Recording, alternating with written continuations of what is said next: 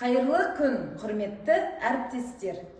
Жасанды интеллект бұдан былай ғылыми фантастика емес, өмірдің ақиқатына айналды. Біз жаңа дәуірдің басталғанына куә болып отырмыз.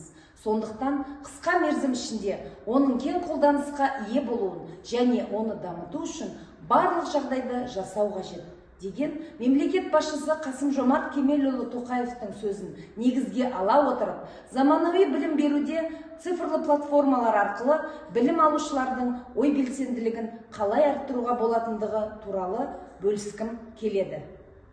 Менің педагогикалық идеям ол жасанды интеллекттің көмегімен жасалған 3D текше деп аталатын цифрлық әдіс. 3D текше әдісін әдебиеттік оқу сабағында пайдаландым.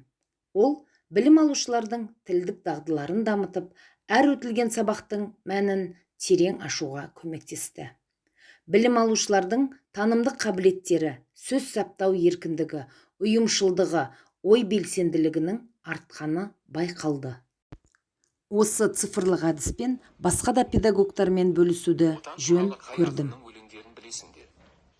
Отан оттан да ыстық мақалының мағынасын ашыңдар. Отан туған жер туралы қандай мақал мәтелдер білесіңдер? Құрметті әріптестер, қош келдіңіздер.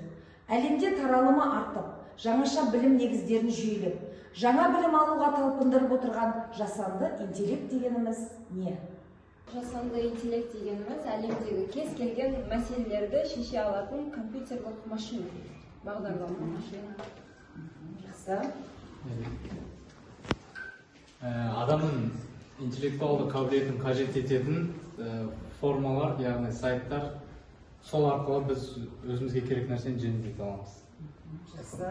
Дұрыс айтасыздар, құрметті әріптестер. Жасанды интеллект дегеніміз адамның интеллектуалдық қабілетін қажет ететін тапсырмаларды орындайтын бағдарламалар мен сол жүйені құрайтын технологиялық құрал. Бүгін мен сіздердің назарларыңызға жасанды интеллектінің көмегімен жасалған 3D текше деп аталатын цифрлық әдісті ұсынғым келеді. Бүгін біз осы 3D текшенің жасалу жолын, оны сабақта қолдануды және педагогтар үшін практикалық құндылығын көрсететін боламын. Текшелерді ұсынамын. QR-кодтың көмегімен осы текшені сөйлетулеріңізге болады. Жазықтықтағы фигура шеңберінің жалпы ұзындығы дегеніміз не? Балалар, тік бұрышты параллелепипед дегеніміз не? Қоректі тізбек түрлеріне мысал келтір. Енді бұл 3D текшенің жасалу жолы 4 қадамнан тұрады. Ол наракет деп аталатын жасанды интеллектінің табиғи сөйлеу синтезі бар мәтінді дыбыстап оқуға арналған қосымшаға кіріп, аудио жасап аламыз бірінші. Екінші DID, бұл суретті сөйлететін, яғни суретке жан беретін платформа. Осы платформаға кіріп, өзіміз қалаған суреттерге аудиомызды қойып, видео жасаймыз. Web Art Studio деп кез келген күнделіктегі толықтырылған шындықпен фотоальбомдарды, визиткамен басқа өнімдерін жасауға арналған жалғыз әмбебап платформа арқылы біз QR-код жасаймыз. Көптеген дизайн шаблондарын ұсынатын ыңғайлы графикалық дизайн құралы. Бұл қосымша арқылы текшеге фотоларды орналастырамыз, жасаған текшенің суретін принтерден шығарып, қайшымен кесіп текшемізді жасаймыз. Осы 4 қадам. Мастер-классқа қатысушы педагогтар 3D текшенің жасалу жолымен танысып, өздері жасап көріп, белсенділік танытты. Білім алушыларға сапалы цифрлы білім беру ресурстарын жасақтап, оны пайдалану үшін мұғалімдер виртуалды кеңістікте алда болып, цифрлық құзыреттіліктерін дамытулары керек.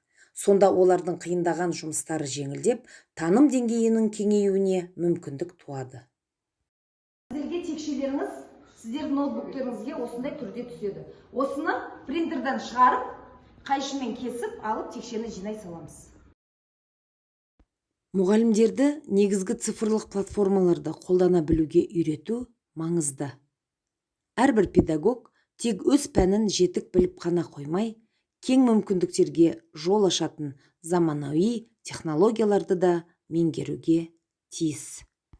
Сонда ғана цифрлық технологиялардың қыры мен сырын толық меңгерген заманауи педагог атанады.